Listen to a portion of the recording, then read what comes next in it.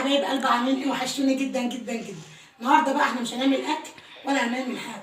النهارده بقى انا عايزه اعمل لكم طريقه الكنز احنا بيبقى موجود في كل بيت واحنا بنرميه. الكنز ده ايه بقى؟ الكنز اللي احنا بنرميه ده قشر اليوستفند ده يا جماعه، اقسم بالله في بيوتنا كنز. يعني القشر ده اللي احنا بنرميه كنز في بيتك. ليه كنز في بيتي يا هبه؟ هعمل بيه بسكوت النشادر، اخد حته واحطها. هعمل بيه كيك، اخد حته واحطها، تشم من الروح على اخر الشارع. هعمل بط، هتشم من على اخر الشارع. يبقى كنز ولا مش كنز؟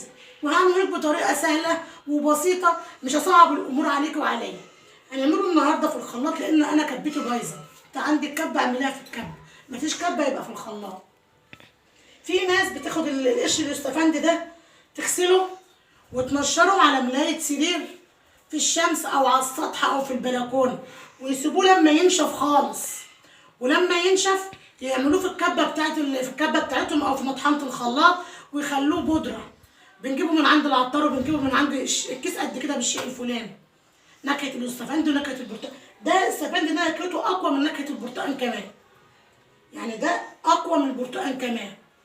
فطبعا النهارده احنا هنعمله بطريقه بقى، لا هقول لك نشفي ولا هقول لك نشري ولا هقول لك طلعي في الشمس وارجعي لمي اقعدي في جنبك كده راحه وارجعي لمي وارجعي الكلام ده. لا، انا هعمله النهارده. الكبه عندي بايظه بس مش هوقف نفسي على حاجه.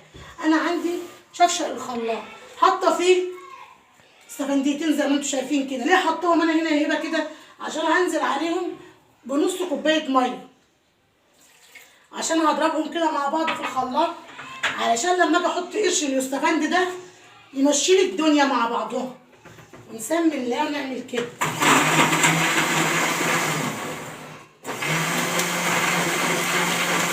شايفه كده. حبه دول بقى عملوا لي ايه؟ عملوا لي زي عصير اليوستفند. ده بقى اللي هيسهل لي ان القشر اليوستفند ده يمشي معايا في الخلاط بكل سهوله. ونسمي الله، انا مقطعاه صغير كده، نسمي الله ونعمل كده. ماشي. ده بقى اقسم بالله يا جماعه تحطي على الكيكه منه في منتهى الجمال. تحطي منه على البسكوت تحفه. تحطي منه على كل اكل اللي انت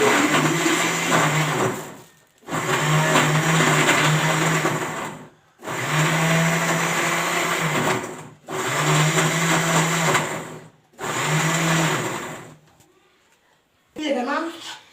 انتوا شايفين بس ما انتوا شامين الريحه يا جماعه جامده. اقسم بالله الريحه تحفه. يعني لو خدت قطعتين كده ولا معلقتين حطيتهم على صينيه كيكه، الجيران هيشم ريحه كده وهتكون على اول الشارع. وهنعمل ايه؟ وهنجيب اكياس ثلاجه زي دي، حبه تجيبها اصغر من كده ماشي، حبه تجيبها اكبر مفيش مشكله. ونسمي الله. بسم الله الرحمن الرحيم. الله بسم الله اللهم بارك. صلوا على النبي يا حبايب قلبي، صلوا على النبي. اعملوا لي لايك، يلا ما تنسيش اللايك الجميل بتاعنا زي ما انت شايفه كده. طبعا انا مش هحط كتله زي ما انتوا شايفينه كده. انا هعمل كده، اخرج الهواء كله كده وهعمل كده. ليه انا بعمل كده؟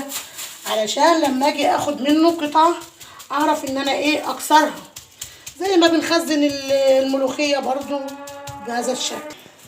انا بعملها كده بهذا الشكل. قسما بالله والله العظيم يا جماعه كنز في بيتنا احنا بنرميه. في حاجات بسيطه كده ما بناخدش بالنا منها، بس في منتهى الجمال. يعني بصي مش قادره اقول لك. وهقوم جايه عامله كده ماشي، وعامله كده بمنتهى الجمال. حط منها على البط، حط منها على البسكوت العيد جاي بقى كل سنه وانتم طيبين، والكحك بقى والحاجات هتحلى. وحط على البسكوت، حط على الكيكه. ريحه في منتهى الجمال، تخلي الجيران يشموا ريحه حاجتك من على اخر الشارع، من اول الشارع. التاني برضو اهو بهذا الشكل كده اهو. انا ليه بعمله كده؟ انا ممكن احطه واكوره كده، اعمله بوجه كده وارميها في الفريزر، بس انا مش ممكن ما احتاجش البوجه الكبيره دي اعمل فيها. كان قاعده حاطه ايدي على خدي لغايه ما تفك. لا، انما انا لو عملتها بالشكل ده ماشي وجيت اكسر حته اللي انا عايزاها هتلاقيها تتكسر معاكي بسهوله. يعني تكسري الحته اللي انت عايزاها تتكسر معاكي بسهوله. واقوم جايه عامله برده كده في نفس الكيس الاولاني كده اهو زي ما انت شايفه كده. يبقى احنا عملنا ايه؟ عملنا من الكنز ده اكلات وحاجات ورايح بقى منتهى الجمال. عندي برضو لسه اهو زي ما انت شايفه كده، اللي خلاها مشي معاها في الخلاط نص كوبايه الميه واليوستفندي اللي انا كنت مقشراها وحطاها، هما اتنين مقشره اتنين وحطاها، وحطيت معاهم نص كوبايه ميه على اساس ان هي بس تجريلي الدنيا كده في الخلاط او في الكب. الطريقه دي بقى سهله واسهل من الطريقه بتاعت ان انت تنشفي، ماشي، ان انت تنشفي تجيبيه وتقشري وتنشفي وتفردي على ملايه وترجعي تلمي وترجعي تطحني موال. ده بقى في منتهى الجمال، طريقتها سهله وبسيطه وما عملناش حاجه. انت بتروحي تجيبي ازازه قد كده نكهه البرتقال او نكهه الاستفندي او نكهه الموز او الحاجات دي. الازازه مش رخيصه. طب وبرده مش تبقى مركزه زي اللي احنا عاملينه في بيتنا ده، ولا تبقى نضيفه زينا ده. مفيش حاجه مضمونه دلوقتي في الزمن ده. انت عامله كل حاجه بايدك. احنا غسلنا ايه؟ قشرنا الاستفندي، دول كان حوالي ايه؟ كيلو ونص استفندي. عندك كميه اكبر ده 3 كيلو 4 كيلو، انتوا واستخداماتك للحاجه دي تقدري تعمليه.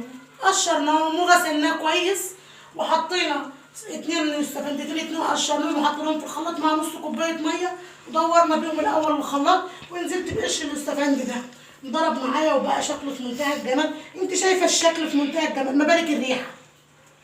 الريحه وهميه، الريحه بتاعت الاستفندي وهميه. حطي بقى منها على الكيكه، حطي كيكه كلها، حط منها بقى كيكه الاستفندي، حط منها على بسكوت النشادر، اعملي بط بقى بالاستفندي. يا نهار ابيض على الريحه، حاجات كتير يا جماعه. انتوا لو تقعدوا هتلاقوه بيخش في حاجات كتير. زي ما انتوا شايفين ما خدش مننا وقت خالص وبطريقه سهله وبسيطه وبنرمي في الزباله بدل ما نطلع نشتري بالشيء الفلاني اللي احنا نعمله عندنا.